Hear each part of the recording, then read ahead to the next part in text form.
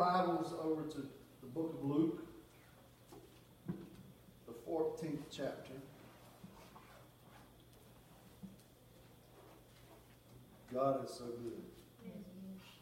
Amen. We'll start reading in the 28th verse. 14:28. 14:28. It's just a couple of scriptures. I know you've probably heard it several times. I've read it in several of my sermons before. And I pray it touches your heart this morning. Amen. All right, so you there? Say amen. Amen. Amen. All right, the Bible tells us in the 28th verse, for which of you intending to build a tower sitteth not down? Can you turn off the microphone box? Sitteth not down first and counted the cost, whether he have sufficient to finish it.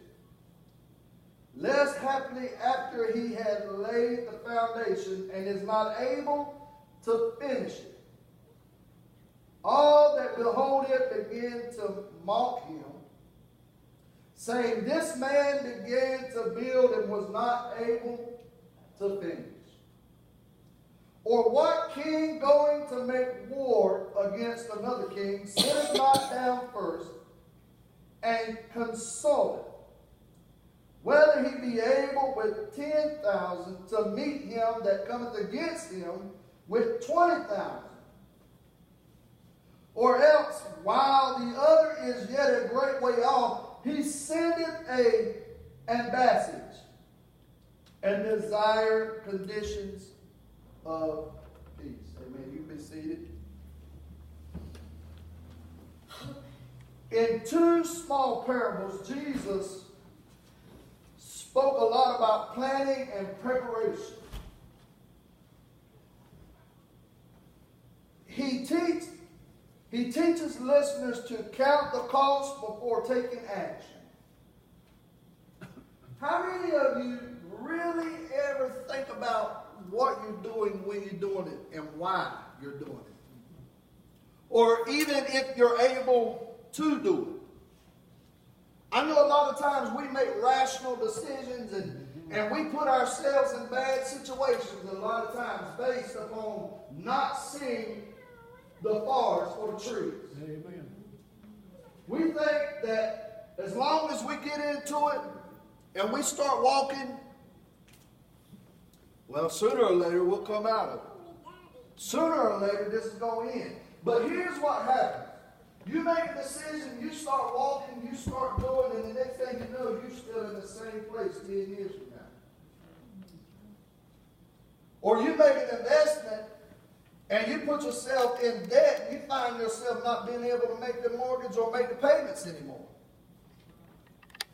So now you're all stressed out, you're all wigged out, you're all broken and bent out of shape.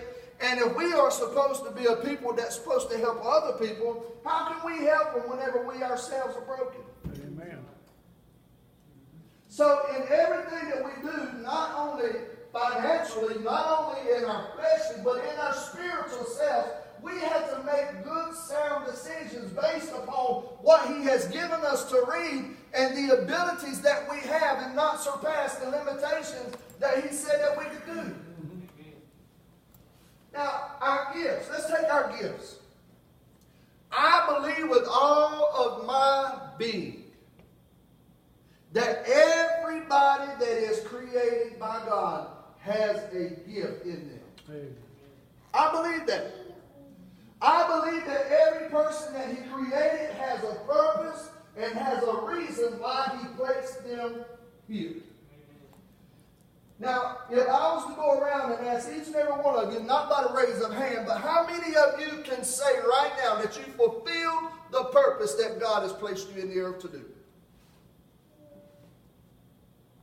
How many of you has even considered the fact that the purpose and reasoning in yourself that God has placed you here, that you have made provision or that you have gained room to set yourself up to be able to do what God has placed in you to do?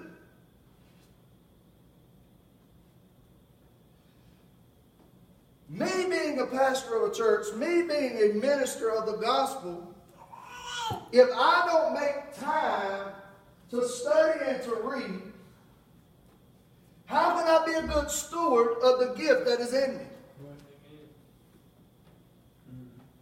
I have to set aside time. I have to forsake TV. I have to forsake everything else to give time to what my gift is required for me to do.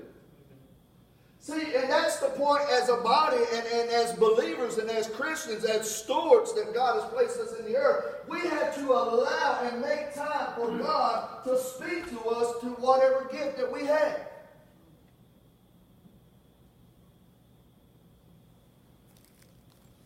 That is counting the cost. Am I ready? Will I allow God to use me through the gift that He's placed in me? Watch this. He says He wanted us to count the cost before taking action. In other words, He encourages damage control. Let's think about it. Let's just think.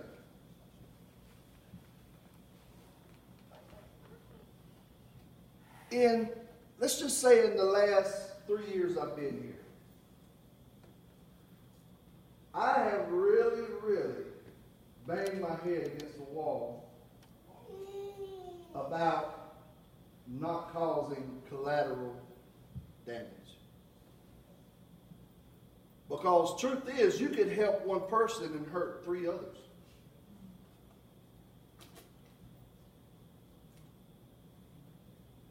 You can stand with one and go against the masses and cause a whole lot of damage.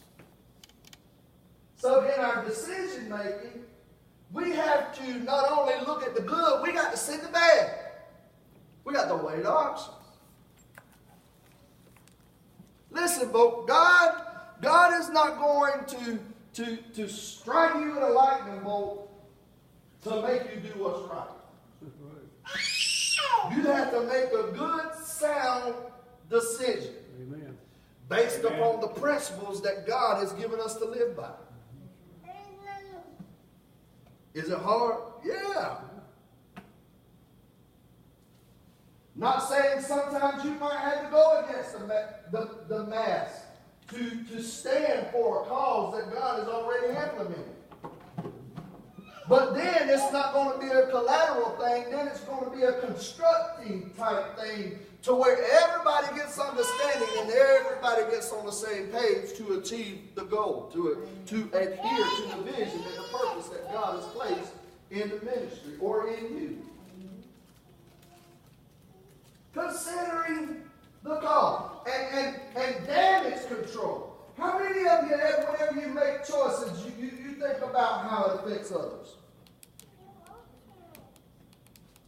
I try to teach my son this principle.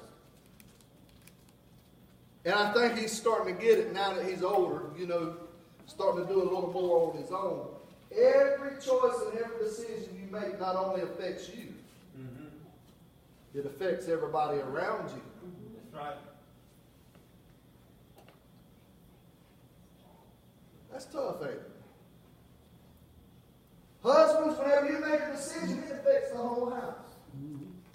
Wives, whenever you make a decision, it affects the whole house. Kids, whenever they make the decision, it messes the whole house. So, pastor, whenever you make a wrong decision, it messes the whole house. But listen, it keeps going down the list. Deacons, whenever you make a wrong decision, it affects the whole house. Church members, whenever you make a wrong decision, it affects the whole house. It's just like it starts at the top and snowballs. It don't start off real big.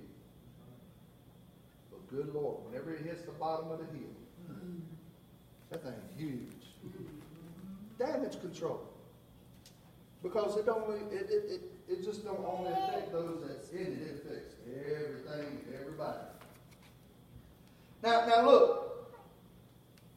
See, the king, whenever he starts considering war or going against his enemies, one of the things that he would do is he would send an ambassador out before them and say, hey, what's up? Can we just make a little peace deal? You know? Can we do something that helps us both? Gives us both a little bit of room. Now, see, the one that had 10,000, not in case he's got a real good plan, going against 20,000, that's 2-to-1 odds. In other words, for every soldier, he got to take on 2. A lot of us have a hard enough time with one. Don't need another one to come on board because fighting 2 at a time is rough. That's hard business. So, in planning, he says, man, I got 10,000. They got 20,000. Let me see if we can negotiate this thing out a little better. So he sent out an ambassador saying, hey, let's make peace. Let's do whatever we can do so we both can gain. Now there is going to be times to where you're going to be like Gideon. And you're going to start out with so many, and then God's going to say, send them other ones home. Yeah. You're going to get down by a river, and they're going to be down drinking water because they're thirsty, and the ones that lap and the ones that pick up water by their hand, he says, send them home. And then you wind up with 3,000 going against a mighty army, and your odds is like, Jesus, Lord. See, in decision making, a lot of times, God will use certain situations to put you there that you didn't foresee, but God's got a plan. But still, in God making plans for us, even though that we be small, we just got to know and believe and trust God that He is with us and He's not going to forsake us. He's going to make a way where there seems to be no way. And even though 1,000 may fall at my left hand, 10,000 at my right hand, God is right there with you. You just got to know that in your decision making, you're doing the best that you can do. And whenever you make a bad decision, God's going to take your bad and turn it into your good so He can get glory for what you're going through.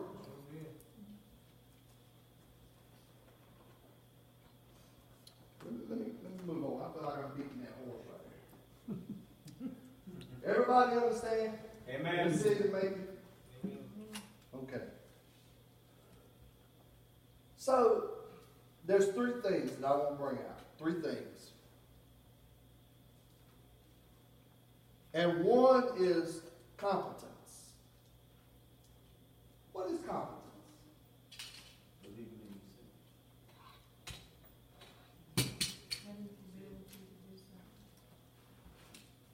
I wrote the definition down because I didn't know if I had a full understanding or not. Because being strong enough to withstand whatever. I'm not the smartest light or the sharpest knife in the drawer. But competence is a person's ability to say it, plan it, and do it in such a way that others know you know your business and know they want to follow you. Confidence, having the ability to do what is in you to do. Competent. All what you heard applies to being competent. So whenever we are competent, not only do we say it, but we follow through with it and we do it. That is what gains people to say, hey, He's a man that does what he says he'll do. If I told y'all that I was going to write you a $500 check, and I really meant it, and I gave you a contract, and we signed that contract saying, hey man, I'm going to give you this, I'm going to give it to you. You'd be expecting that money, wouldn't you? Or say it like this. Let's just say I bought a truck from Preacher Allen. Me and him made an agreement. We shook hands. He's going to be expecting money for that truck because he gave me something and it was just a verbal. So being competent ought to do what I'd say I do. Follow through. Because how many of you know it starts out good, but it don't always end the way you thought it was going to make you started? Well, that ain't the way I thought that was going to happen, Lord. Listen, I know this ain't powerful preaching, but it's good principle.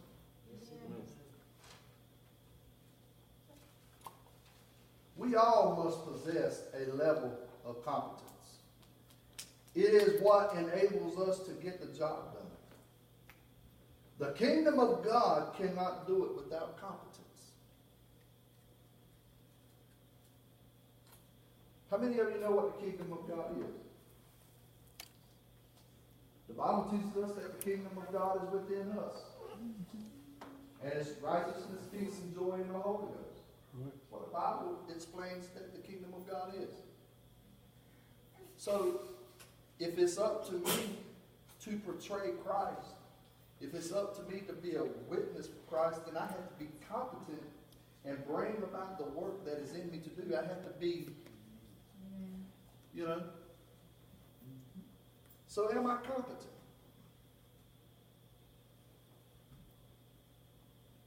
How many of you? I got room for improvement. Am I the greatest? No, I'm not. Do I make bad mistakes in decisions? Yes. Y'all just going to have to look over me and bear with me, pray with me, help me, encourage me. Nobody will choose to follow. This is tough. This one smacked me right in the face. Nobody will choose to follow an incompetent leader. Listen, regardless of personality or friendship. You might have a love for me, but if I'm incompetent, sooner or later our relationship ain't going to last. All right, I'm just going to be honest with you. And I feel like, boy, this is transparent right here. I feel like if I don't do what I say I'm going to do, people have a tendency to look at me and say,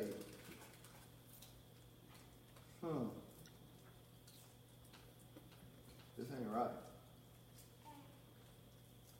Something going on somewhere.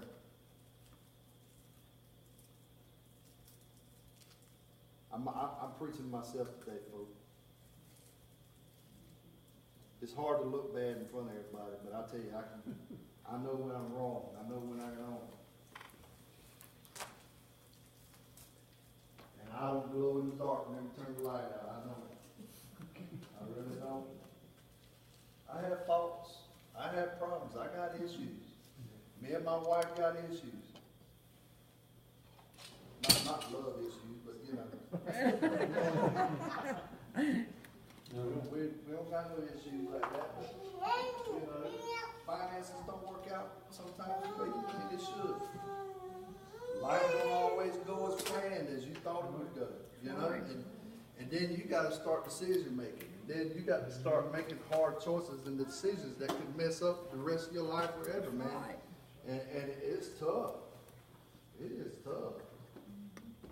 But you know what? If we got God, we got everything we need, y'all. Listen. And the next one, commitment. Tough one. Am I committed to see this thing through? Am I willing to stick it out until the last breath is drawn, or until this thing just completely dies? I mean, just disintegrates and just withers away and blows away with the wind. Am I that committed?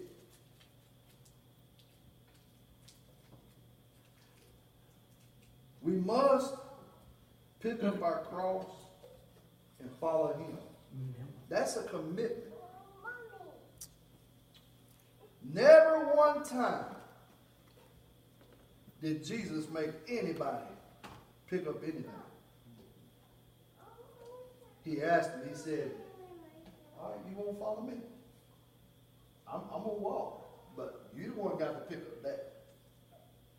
You got to follow the line.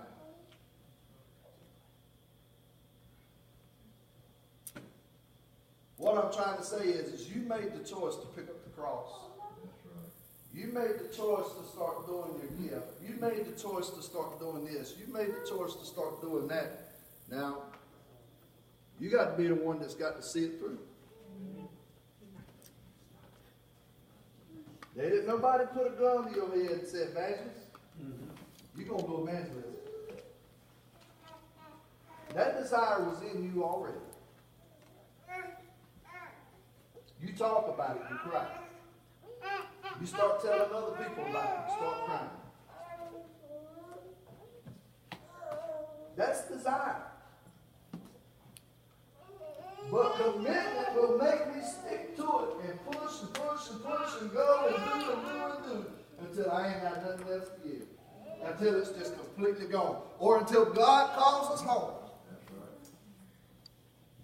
Got to be committed. It's not, let me see how I put that.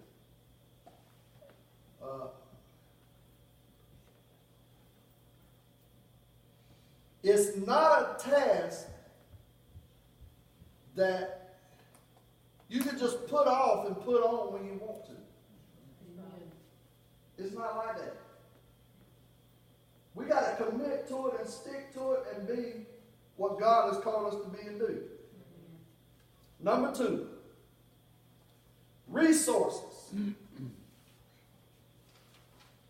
Jesus spoke about a builder calculating whether he had enough to finish a tower.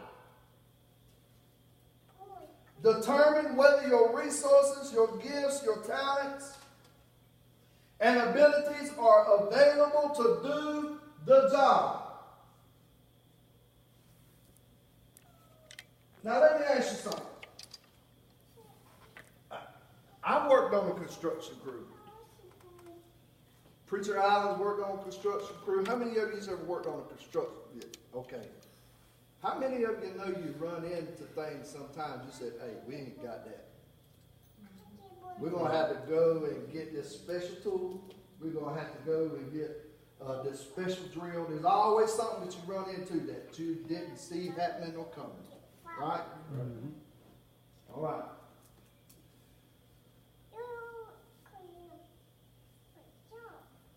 Just because you have that problem doesn't mean you can't finish the job. That just means that, hold up, wait a minute. Let's recalculate. Let's redo. We don't have to tear down the whole thing, but we might have to tear back a little bit. But here's the thing, if you keep building,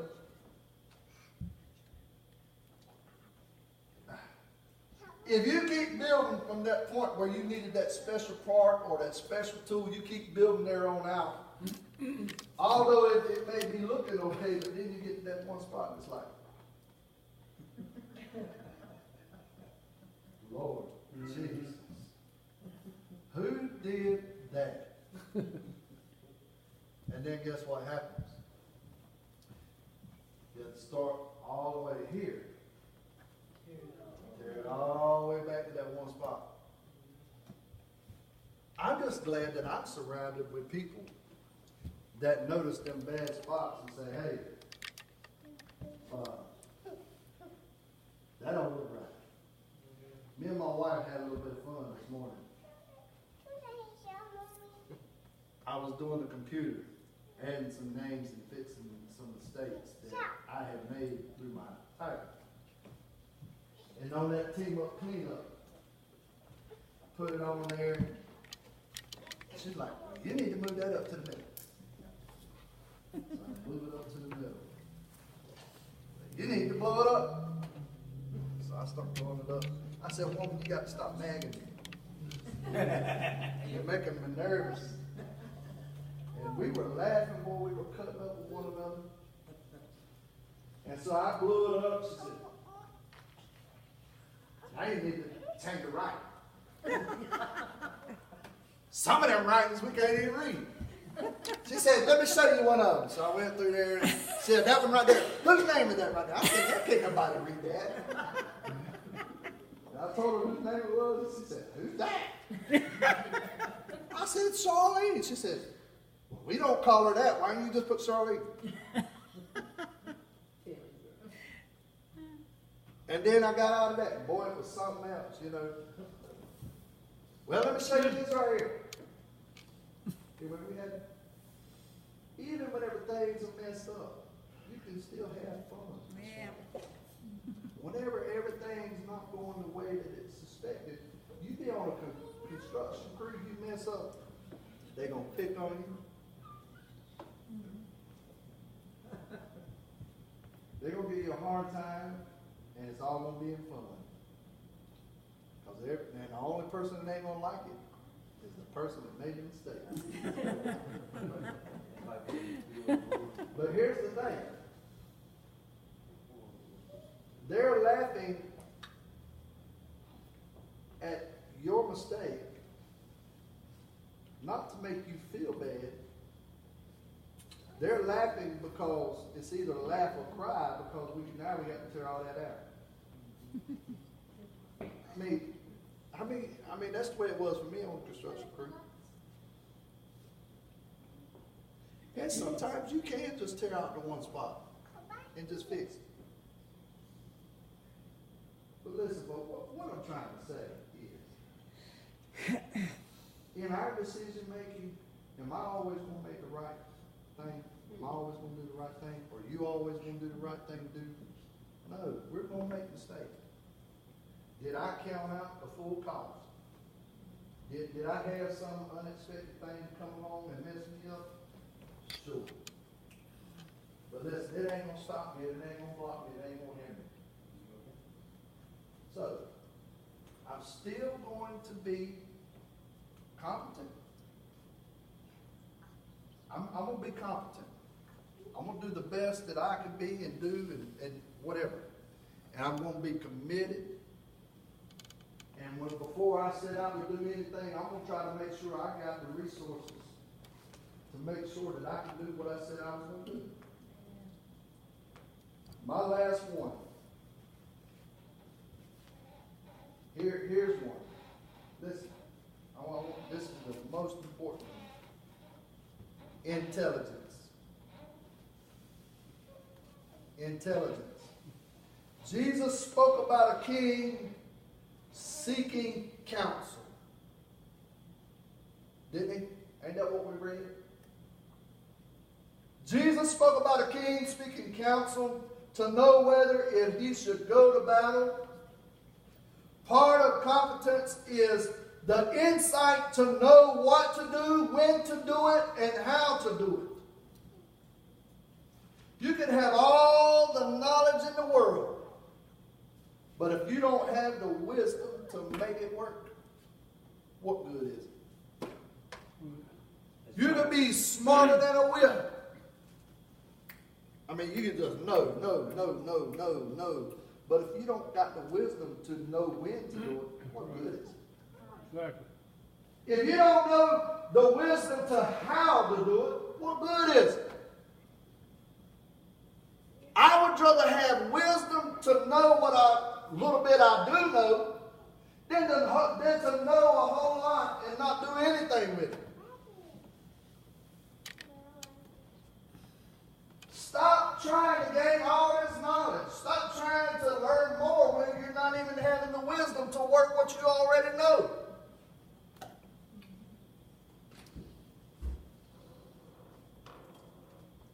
That's good stuff.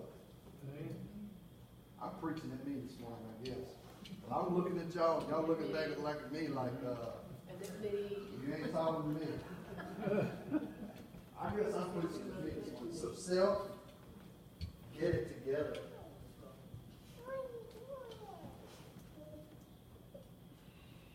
Have I got room? I'm telling you, y'all, I'm growing, I'm learning, I'm trying. I just need people that say, hey, I'm trying to, and let's just do it together. Okay? It's all good. Y'all ever seen that t-shirt that says, my wife's like Google? Yes. He saw it. Like Google? She know it all. Hold on, I ain't done. She just can't remember it all at one time. So we know everything, we just don't remember it all at one time.